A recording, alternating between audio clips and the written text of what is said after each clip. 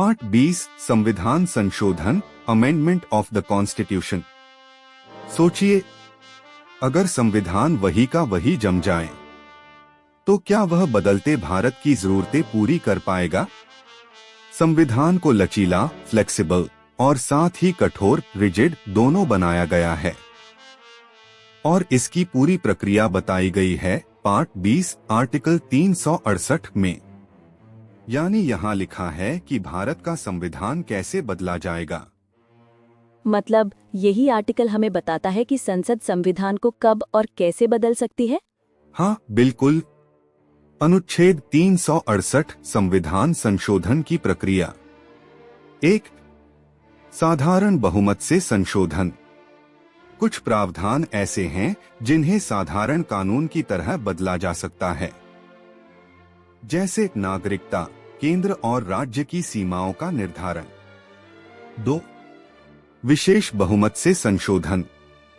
अधिकांश संशोधन संसद में विशेष बहुमत से किए जाते हैं, मतलब उपस्थित और मतदान करने वाले सदस्यों का 2/3 और कुल सदस्यों का आधे से ज्यादा समर्थन जरूरी। 3. विशेष बहुमत प्लस राज्यों की सहमति। कुछ प्रावधान इतने महत्वपूर्ण हैं कि इन्हें बदलने के लिए संसद के साथ आधे राज्यों की मंजूरी भी जरूरी है, जैसे राष्ट्रपति का चुनाव, सुप्रीम कोर्ट और हाई कोर्ट की शक्तियां, संघराज्य के संबंध, राज्यसभा में राज्यों का प्रतिनिधित्व। Shankar Prasad case 1951। Supreme court ने कहा संसद को मौलिक अधिकारों में भी संशोधन करने की शक्ति है। गोलकनाथ केस 1967। फैसला आया कि संसद मौलिक अधिकारों में संशोधन नहीं कर सकती। केशवानंद भारती केस 1973। संसद संशोधन कर सकती है, लेकिन संविधान की मूल संरचना, बेसिक स्ट्रक्चर नहीं बदल सकती। मिन मिल्स केस 1980। संसद की संशोधन शक्ति भी सीमित है। संविधान का संतुलन बना रहना चाहिए। संशोधनों की संख्या। अब तक 2025 तक भारत के संविधान में 106 संशोधन हो चुके हैं। पहला संशोधन 1951। सबसे महत्वपूर्ण 42वां 1976 मिनी संविधान, 44वां 1978, 73वां और 74वां पंचायती राज और नगर पालिकाएं।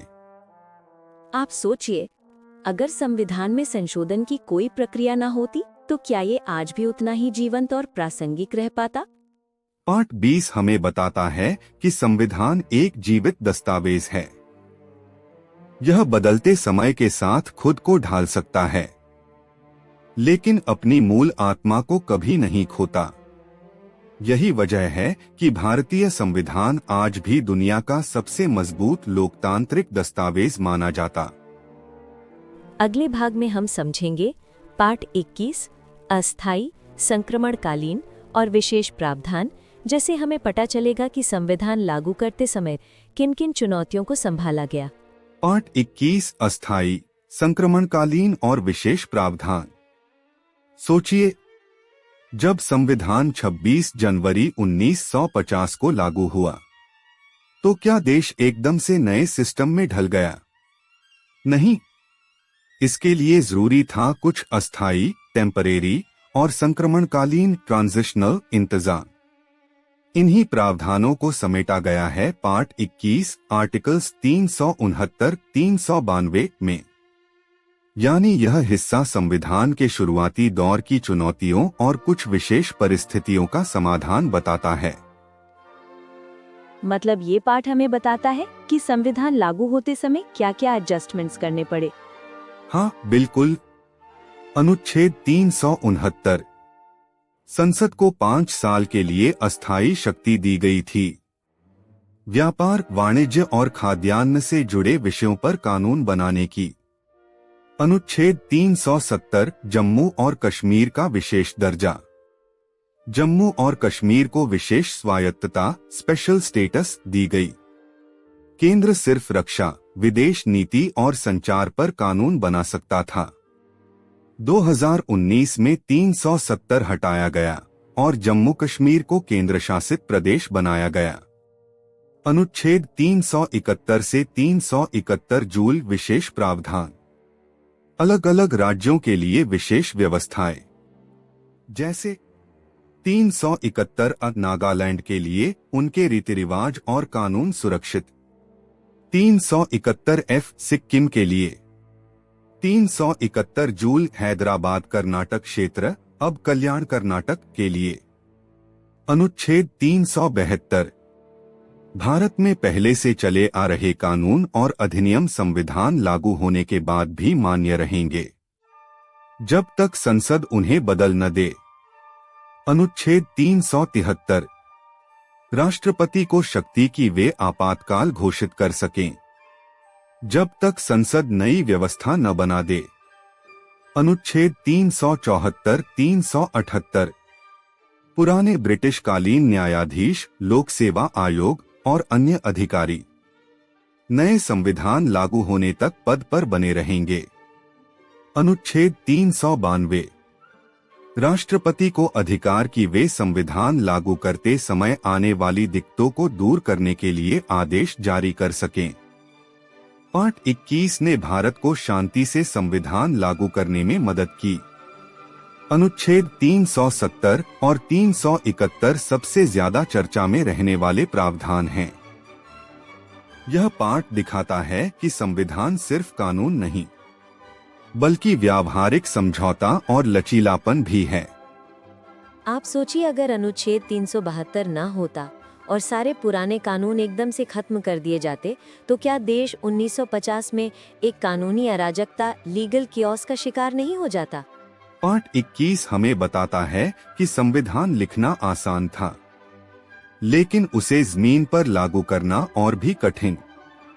यही प्रावधान भारत को सुरक्षित संक्रमण और राज्यों को विशेष पहचान दिलाने में मददगार बने। अब बारी है आखिरी हिस्से की, पाठ 22, संक्षिप्त नाम, प्रारंभ और हिंदी अंग्रेजी पाठ, short title, commencement, authoritative texts, जो हमें बताता है कि संविधान आधिकारिक तौर पर कब और कैसे लागू हुआ। पाठ 22, संक्षिप्त नाम, प्रारंभ और प्रामाणिक पाठ। सोचिए, एक इतनी बड़ी किताब लिखी गई जिसे बनाने में लगभग 3 साल लगे, जिसने पूरे देश का भविष्य तय किया। तो क्या यह नहीं जानना जरूरी है कि यह किताब आखिर कब से लागू हुई, इसे क्या नाम दिया गया और इसका असली ऑथेंटिक रूप कौन सा है? इसका जवाब मिलता है पार्ट 22, आर्टिकल 393-395 में। मतलब ये संविधान का समापन अध्याय है? हाँ, बिल्कुल। अनुच्छेद 393 संक्षिप्त नाम। इस दस्तावेज का नाम होगा भारत का संविधान, द कॉन्स्टिट्यूशन ऑफ इंडिया। अनुच्छेद 394 प्रारंभ, कमेंसमेंट। संविधान के कुछ प्रावधान 26 नवंबर 1949 को ही लागू हो गए थे, जैसे राष्ट्रपति का चुनाव, संसद के नियम आदि। लेकिन संविधान का अधिकांश भाग लागू हुआ 26 जनवरी 1950 को। यही तारीख हम गणतंत्र दिवस के रूप में मनाते हैं। अनुच्छेद 394 हिंदी में प्रामाणिक पाठ। 58वें संविधान संशोधन 1987 से यह प्रावधान जोड़ा गया। संविधान का हिंदी पाठ भी उतना ही प्रामाणिक होगा जितना अंग्रेजी का। अनुच्छेद 395 पुराने कानूनों का निरसन, रिपील ऑफ एक्ट्स। जब संविधान लागू हुआ तो भारतीय स्वतंत्रता अधिनियम 1947 और भारत सरकार अधिनियम 1935 निरस्त, रिपील कर दिए गए। यानी अब भारत पूरी तरह संवैधानिक गणराज्य बन गया। विशेष बिंदु: 26 नवंबर 1949 संविधान स्वीकार किया गया। 26 जनवरी 1950 संविधान लागू हुआ। 26 जनवरी को इसलिए चुना गया क्योंकि 1930 में इसी दिन कांग्रेस ने पूर्ण स्वराज कंप्लीट इंडिपेंडेंस का संकल्प लिया था। तो दोस्तों, यहीं खत्म होती है हमारी यात्रा, संविधान के 22 भागों की पूरी कहानी। अब आपकी बारी है। आपको कौन सा भाग सबसे ज्यादा महत्वपूर्ण और दिलचस्प लगा? तो दोस्तों, इसी के साथ भारत के संविधान की हमारी 1 से 22 पार्ट की सीरीज यहाँ पूरी होती है। उम्मीद है कि आपको ये सफर पसंद आया होगा और इससे आपको काफी कुछ नया सीखने को मिला होगा। अब बारी है अगली सीरीज की। क्या आप चाहते हैं कि हम BNSS, BSA या किसी और लॉ सब्जेक्ट पर एक नई सीरीज शुरू करें? अपना सुझाव हमें कमेंट में जरूर बताइएगा।